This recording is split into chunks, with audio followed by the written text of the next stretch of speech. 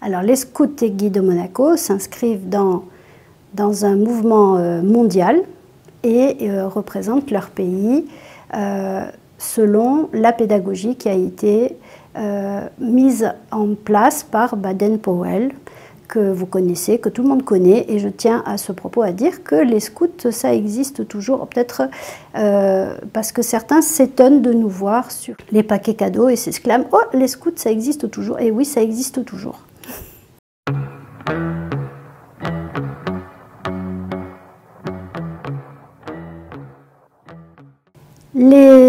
Les guides et scouts, ce sont des jeunes. Ce sont des jeunes comme tous les jeunes, mais qui ont peut-être envie de travailler à un monde meilleur. Un petit peu plus envie que d'autres, qui peut-être n'y ont pas pensé avant.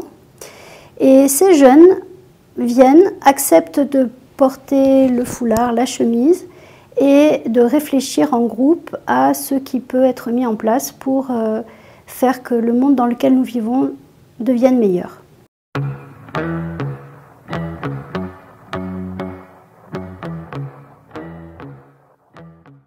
Les activités continuent malgré la situation actuelle, la pandémie.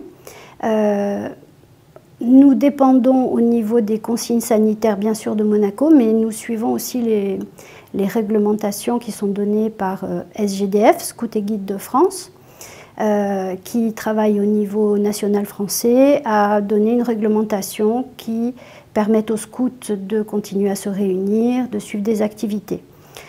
Aujourd'hui, les week-ends campés, qui sont les activités les plus appréciées par nos jeunes, malheureusement ne peuvent pas avoir lieu, mais des activités sont organisées pour permettre aux jeunes d'approfondir la prière scout, de mieux la comprendre, de mieux l'appliquer.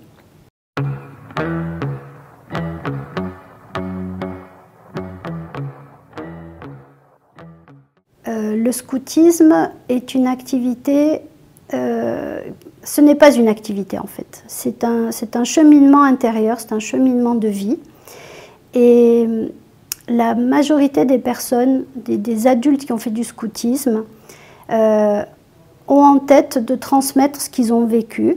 Et c'est une phrase de Lord Baden-Powell qui disait que le chemin du bonheur, c'est de montrer celui-ci aux autres.